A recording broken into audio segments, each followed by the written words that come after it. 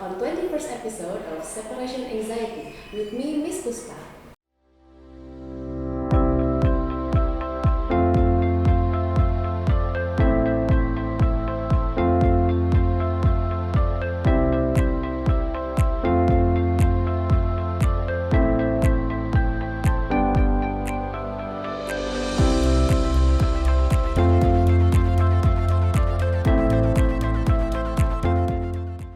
Pada episode kali ini kita akan membahas mengenai separation anxiety.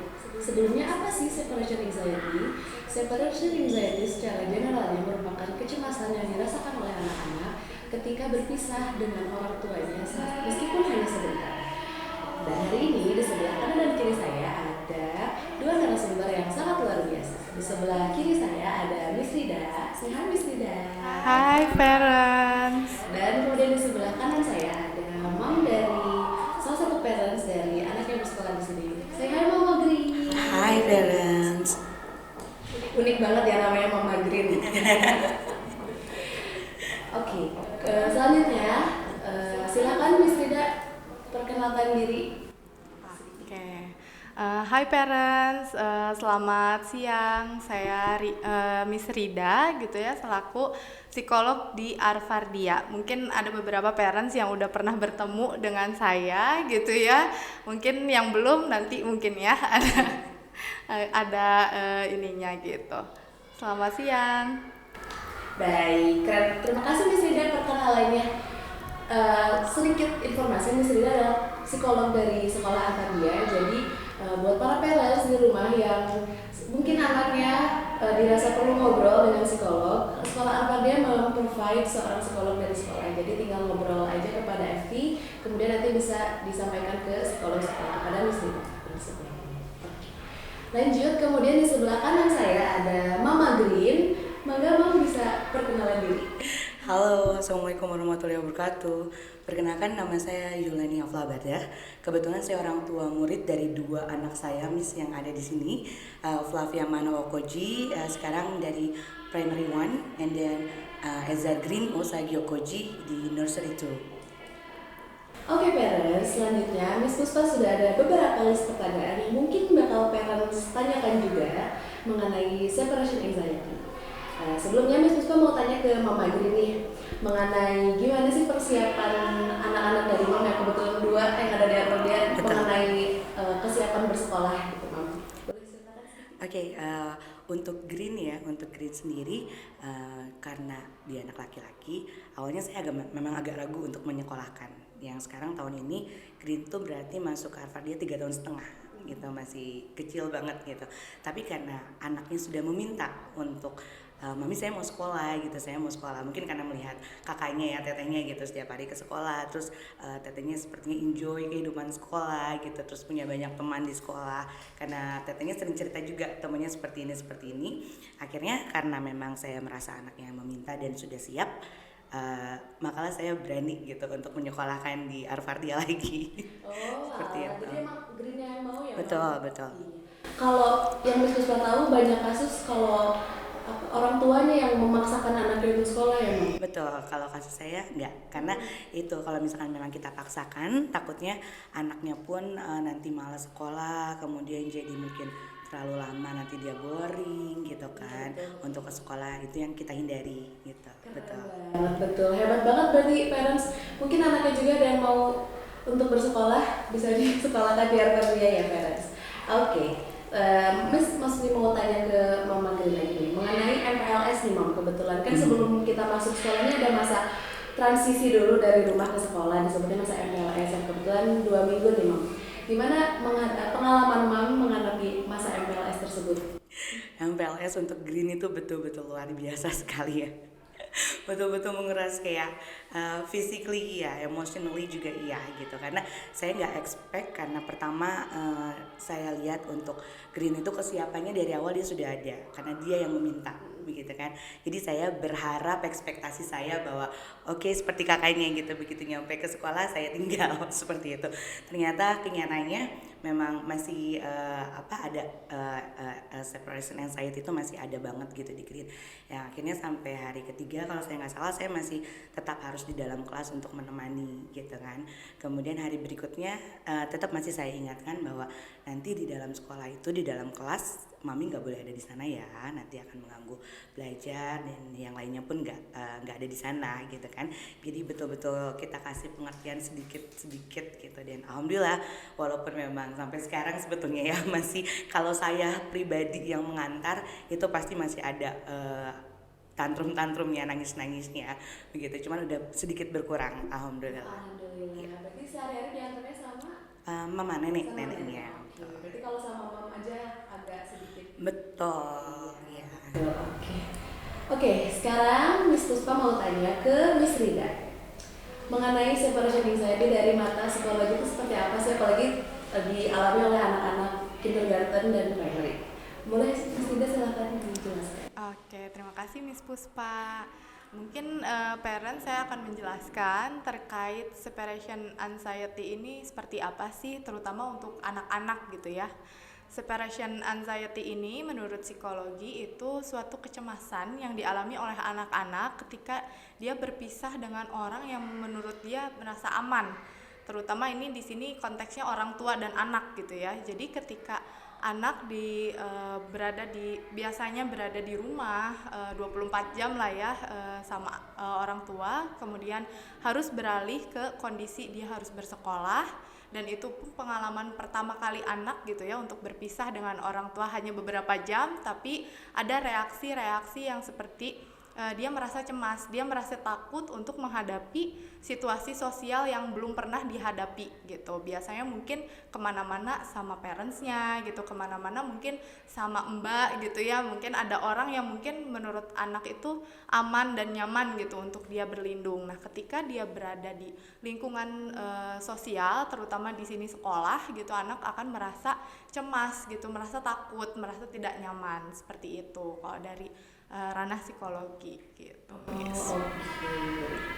Pertanyaan berikutnya, kira-kira gejalanya seperti apa sih, Miss Rida? Oke, kalau gejala dari separation anxiety ini biasanya itu ada beberapa gejala gitu ya yang akan dialami oleh anak, terutama usia-usia toddler gitu ya, dari N1 sampai juga N2, tapi tidak menutup kemungkinan juga di K1 juga ada beberapa anak yang akan mengalami separation anxiety gitu karena mungkin merasa cemas gitu ya. Biasanya ciri-ciri yang bisa kita lihat gitu ya, meraung-raung atau tantrum secara berlebihan yang sampai nangisnya seperti ditinggal kemana gitu ya. Nah, dia nangisnya berlebihan dengan durasi yang cukup lama gitu, bukan hanya 30 menit gitu ya menangisnya, tapi dia bisa menghabiskan waktu menangis gitu seharian di sekolah gitu, mellow gitu ya, tiba-tiba mellow. Terus juga kemudian dia akan merasa takut ketika misalnya guru yang akan dia temui di sekolah gitu ya meninggalkan dirinya gitu. Misalnya kan kalau di kelas itu akan ada waktu dimana teacher itu nggak akan terus di kelas gitu ya, akan ada momen-momen dia keluar. Nah itu dia akan merasa takut, merasa cemas gitu, terus ingin selalu mengkontak orang tuanya yang di rumah gitu. Jadi memaksa teachernya, misalnya Miss tolong telepon mama gitu, atau misalnya telepon papa kayak gitu. Nah itu ciri-ciri yang biasa sering dihadapi. Kemudian juga biasanya selain itu dia takut untuk memulai bersosialisasi dengan teman-temannya gitu, meskipun ada orang dewasa tapi dia jadi ada ketakutan juga gitu untuk memulai dengan teman-temannya yang ada di kelasnya gitu. Nah itu biasanya ciri-ciri yang sangat terjadi yang bisa dilihat secara fisik gitu ya ketika anak-anak yang mengalami separation anxiety seperti itu. Sebetulnya memang ada beberapa ciri lagi, cuman biasanya sudah cenderung ke klinis gitu. Biasanya dia kecemasannya sampai menggigit tremor. Nah itu udah mungkin levelnya mungkin udah yang perlu penanganan yang khusus, baik dari sekolah maupun juga orang tua mungkin gitu, ketika menghadapi anak yang mengalami separation anxiety yang sudah mengalami tremor gitu, takutnya sampai tremor gitu. Kira-kira mengenai separation anxiety ini hanya berlaku ketika anak mau bersekolah saja kah atau enggak? Itu bisa terjadi ketika situasi di rumah pun, karena banyak faktor juga kan yang bisa menjadi pemicu gitu anak mengalami si separation anxiety gitu ya. Tapi untuk separation anxiety bisa terjadi di situasi manapun, tidak hanya di sekolah. Misalnya kita ketika berkunjung ke rumah saudara yang mungkin menurut si anak itu asing gitu ya, ketika dia melihat orang tuanya tidak ada di sebelahnya dia akan merasa takut, dia akan merasa cemas, dan reaksinya akan menangis, meraung-raung yang akan durasinya lama seperti itu. Jadi tidak hanya di sekolah saja memang si kecemasan itu akan muncul gitu, si separation anxiety itu akan muncul. Jadi di setting manapun bisa terjadi gitu, dan anak akan merasa secure ketika misalnya orang tua atau orang yang dia rasa aman gitu ya ada di dekat dia atau ada di jangkauan matanya dia lah gitu. Oh, jadi nggak hanya di sekolah aja Betul, ya, bisa di luar juga. betul. Nah, untuk Mama Green nih, apakah Green hanya mengalami separation anxiety ketika bersekolah saja atau ada pengalaman lain di luar sekolah? Nggak hanya di sekolah ya, memang betul tadi kata Miss Rida. Di rumah pun kebetulan karena saya bekerja juga Miss, dan kerjaan saya menuntut saya untuk terus keluar kota. Jadi pada saat saya mau pergi itu pasti akan ada drama-drama seperti itu terlebih dahulu gitu loh. Kayak nggak mau maminya pergi gitu. Itu pasti ada. Jangankan saya keluar kota, kalau seandainya saya misalkan ada urusan mau pergi kemana, harus meninggalkan anak, itu tuh udah drama dulu deh sama Green tuh gitu. Iya, cuman untuk sekarang membaik, alhamdulillah membaik banget gitu. Yang penting saya kasih dulu pengertian di awal, kemudian si anak tuh memang harus sudah tahu dulu sebelumnya. Kayak misalkan saya berangkat setiap hari Minggu, jadi dari Sabtu malam itu kita sudah kasih tahu bahwa besok mami mau berangkat kerja ya dek ya, nanti mami mau kerja lagi, nanti mami pulang kapan, hari apa, jadi anak tahu gitu. Dan dengan itu alhamdulillah sudah mulai berkurang gitu. Paling kalau sekarang kalau misalkan memang saya mau pamit kerja, paling ya oh ya udah Mi hati-hati ya, pulangnya jangan lama. Nah, paling seperti itu Udah gitu. ya, Udah sudah mengerti, alhamdulillah. Iya. Itu sama Green aja atau Flavia juga? Flavia pun sama, Flavia sama ya. Kalau Flavia itu di rumah lebih ke yaitu, kalau di sekolah mungkin dia udah, karena dia udah merasa comfort zone dia di sekolah gitu ya, dengan teman-temannya, teachersnya yang luar biasa sekali gitu. Anaknya sudah nyaman sekali, jadi tidak ada untuk, kalau di sekolah itu tidak ada yang melo drama lagi gitu dari K1 ya, berarti mulai dari sekolah itu K1 Flavia sudah tidak ada drama. Tapi kalau memang saya mau berangkat kerja itu pasti ada drama dulu sama adik kakak ini gitu. Iya, dua-duanya betul. Luar biasa sekali, keren banget ya Mom Green ini menghadapi, pasti Mom juga merasa sedih kan? Pasti sedih Miss, lihat anak nangis sebagai parents ya, apalagi ibu ya, ibu yang biasanya kayak stay at home gitu kan, harus meninggalkan anak, itu pasti ada rasa sedih gitu ya, kayak aduh kayak nggak tega banget gitu anak saya diem di rumah gitu kan. Tapi ya itu demi perkembangan anak, dan memang di dunia ini anak tidak hanya harus bergaul dengan parentsnya saja, tapi nanti semakin besar anak akan menemukan dunia yang luasnya luar biasa gitu, tidak hanya berkutat di keluarga besar atau keluarga kecil kita gitu, akan lebih besar dari itu kalau tidak kita siapkan dari sekarang, lebih kasihan lagi ke depannya. Betul.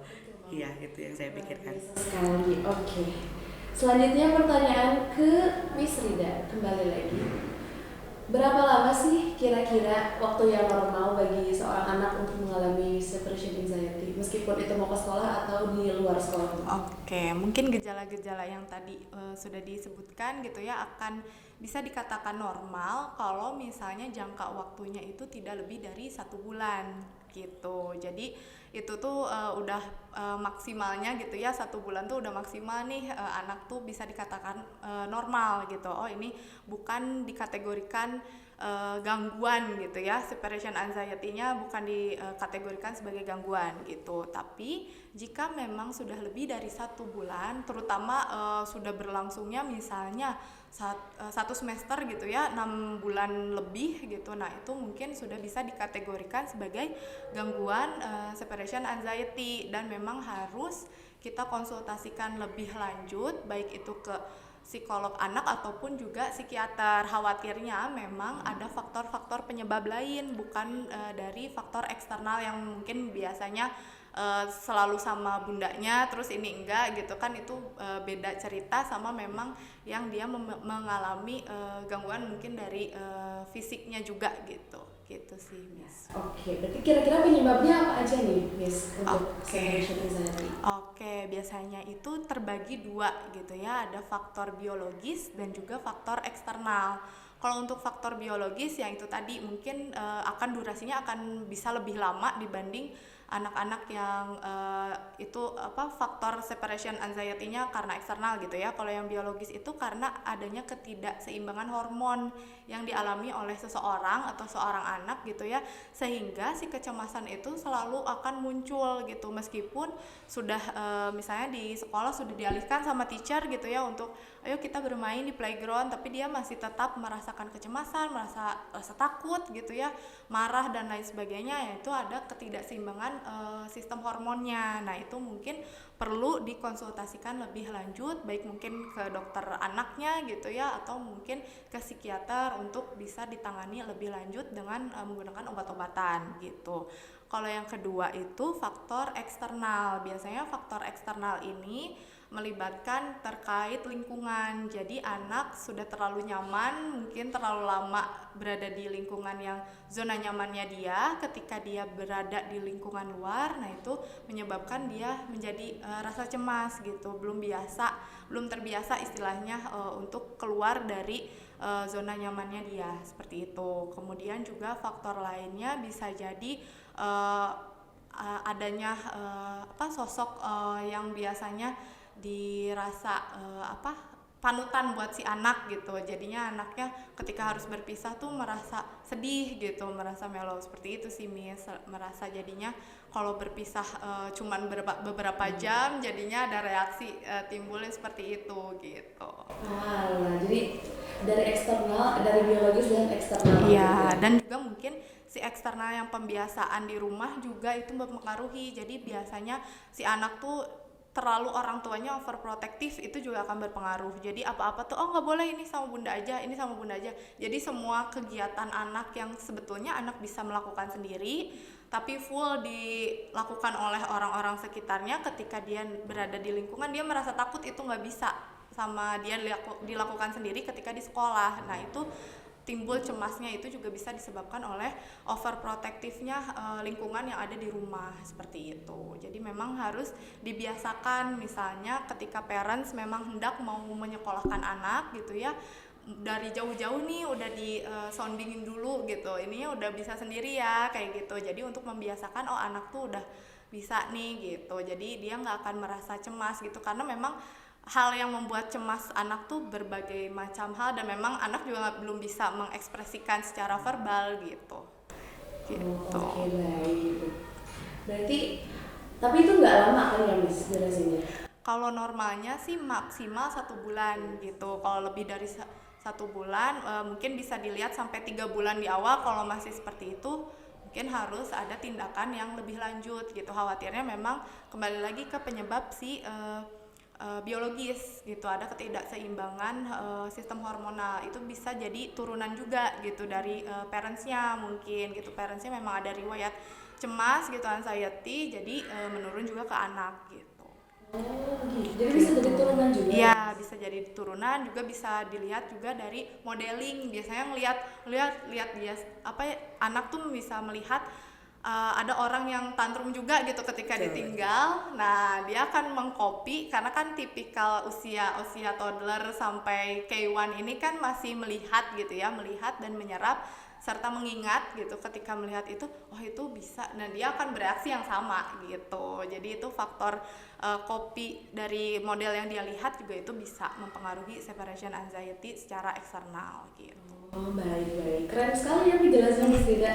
Keren. Oke, selanjutnya ke Mom Green balik lagi. Kira-kira apa aja nih yang udah Mom lakukan di rumah ketika mengantar Green ke sekolah agar Green tidak terlalu lama untuk mengalami separation anxiety? Ya itu salah satunya sounding itu ya Miss ya gitu.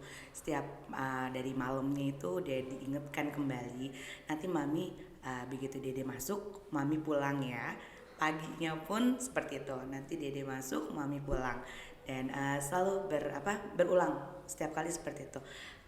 Karena kalau misalkan memang kita tidak sounding, takutnya ya anak terlalu nyaman kan gitu ya, masih berpikiran bahwa oh mami bakalan ada nih gitu, mami bakalan ada gitu, dan begitu sampai di sekolah realisasikan gitu. Jadi jangan hanya oh nanti kita sounding begitu nyampe di sekolah kitanya juga galau ya, parentsnya juga melo gitu ya, kita mau aduh jangan deh kasihan gitu.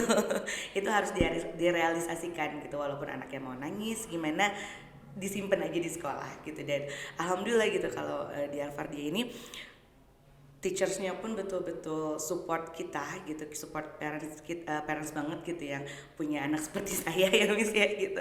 Jadi walaupun kita tinggalkan, teacher-teacher itu merangkul anak gitu, dan membuat anak nyaman. Jadi alhamdulillah tidak terlalu lama mungkin ya gitu. Buat Green kayak saya masih suka dengar di luar nih gitu, coba kedengeran gak nih nangisnya gitu. Alhamdulillah nggak terlalu lama gitu loh, kedengeran nangis yang kenceng banget gitu. Makasih banyak loh, ini teacher Al-Fardiyah itu luar biasa sekali. Masya Allah, keren banget ya teacher Al-Fardiyah. Banget. Jadi kalau misalnya Green tantrum mungkin tanda kutipnya, berarti ditinggal aja di sekolah sampai tenang sendiri. Betul, ditinggal aja sampai tenang sendiri. Yaitu dia harus terbiasa dengan itu. Betul. Karena kalau terus diikutin kemauannya nanti jadinya betul, nanti tidak akan terbiasa, karena nanti itu akan biasanya si anak akan dijadikan senjata. gitu. Bahwa oh saya nangis, mami pasti akan lakuin apa yang saya mau. Nah, karena itu saya dari dulu tidak pernah seperti itu. Kakaknya, adiknya kalau they want something and then I say no, they cry, I will just not listen to them. I will just talk to them and told them that mami nggak kasih karena ini ya gitu. Jadi mau teteh mau dede nangis, kalau memang tidak baik untuk kalian, mami tidak akan kasih gitu. Jadi yang penting disounding dulu ya. Betul ya. Tiba-tiba diapain gitu. Betul. Jadi anaknya juga lama-lama bakal ngerti ya, Mam. Betul. Oke.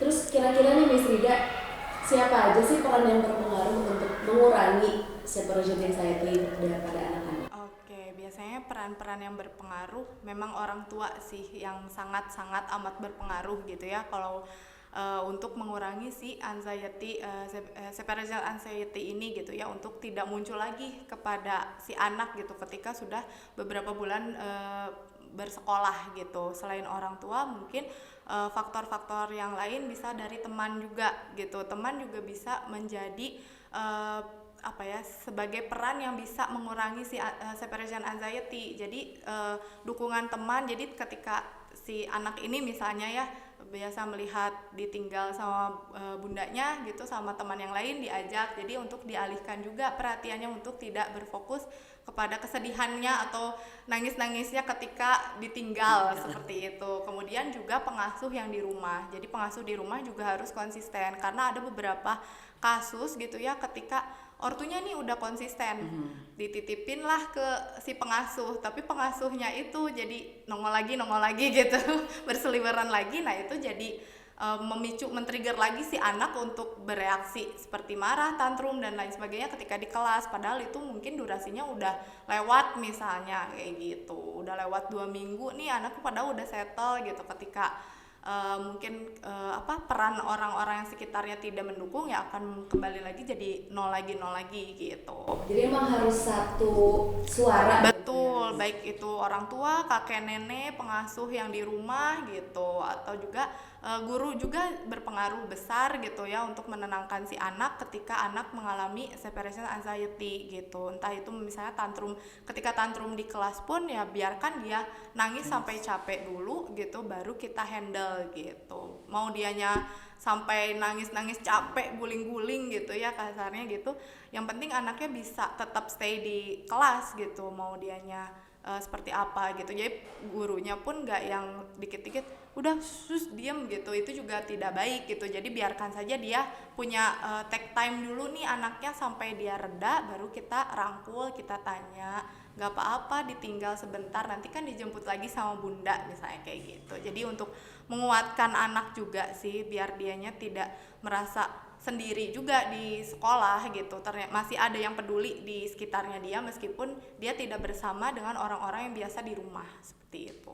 Oh baik, jadi peran orang sekitar tuh penting banget berarti. Iya, ya? kunci utama. Kunci utama, betul. Nah bagi Green sendiri selain mom, kira-kira siapa lagi support system bagi Green agar biar ke sekolah tuh tenang, ke sekolah tuh oh ya aman gitu, siapa aja? Iya, kalau untuk Green karena lebih dekat sama neneknya ya, jadi neneknya yang sekarang tiap hari antar jemput antar jemput Green itu. Dan alhamdulillah saya sama mama pun punya jalan yang sama gitu. Jadi saya kasih pengertian sama mama kalau misalkan memang Green di sekolah seperti ini harus ditinggal aja, karena ya itu tadi ya Miss ya, seperti yang tadi Miss Rida bilang, kalau sayanya bilang A kemudian neneknya bilang B, itu akan mentah lagi apa yang udah kita kasih sama anak gitu.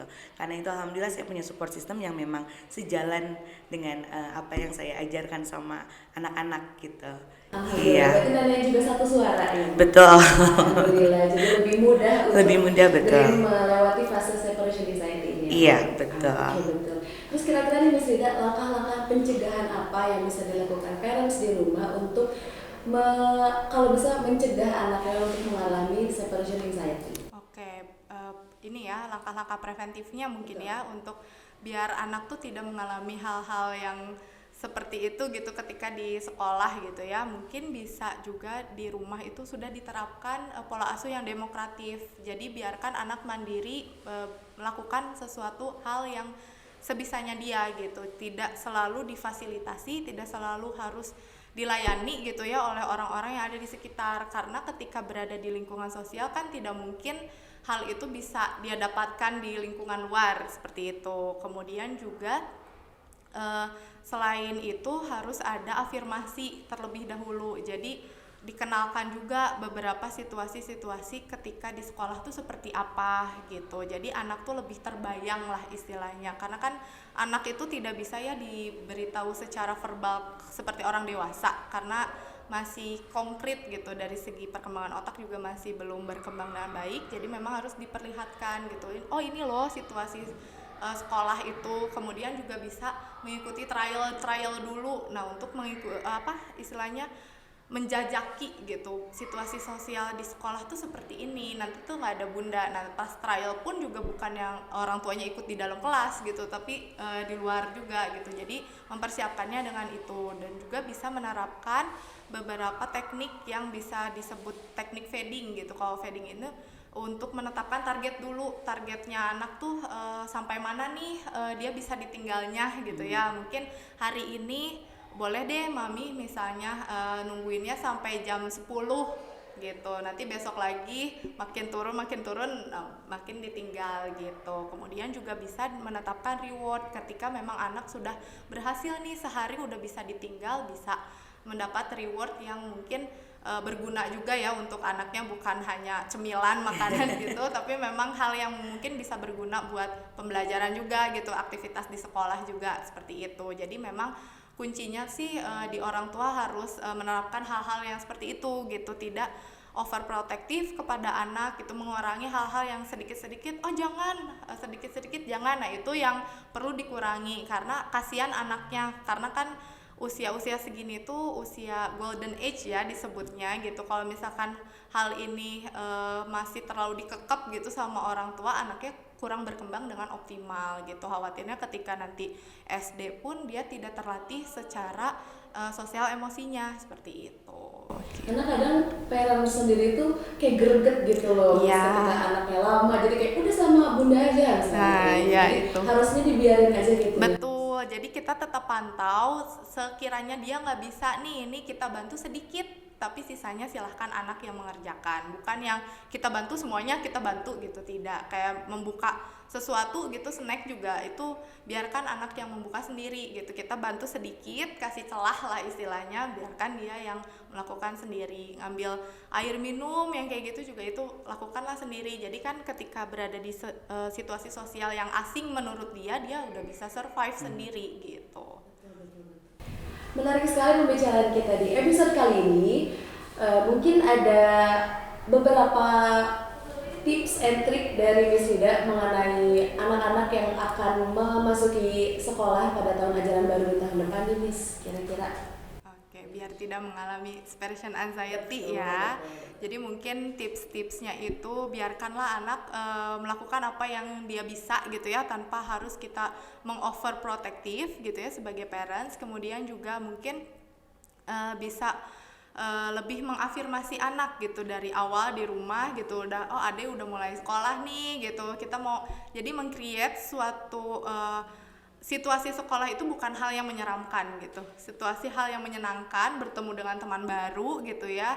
Jadi anak itu mindset ketika sekolah tuh happy gitu. Nah itu yang perlu di awali di rumah gitu ya, dari rumah. Kemudian juga ketika misalnya sudah terlanjur nih separation anxiety-nya ternyata keluar nih ketika udah sekolah gitu, perlunya konsistensi sama seperti yang sudah Mom Green lakukan gitu. Konsistensi itu perlu, meskipun aduh nggak tega nih anak nangis gitu, harus tega gitu, karena kapan lagi kita bisa seperti ini kepada anak. Kalau misalnya udah besar kan anak udah nggak bisa mengikuti apa yang dikasih tahu sama orang tua gitu. Jadi harus konsisten gitu untuk melakukan hal-hal yang bisa mengurangi si separation anxiety. Kemudian juga mungkin bisa misalnya kalau anak-anaknya tipikal yang afirmasinya itu sentuhan atau pelukan gitu ya, bisa itu diperkuat juga ketika mau berpisah, misalnya berpelukan dulu terus sambil diusap-usap punggungnya, itu juga bisa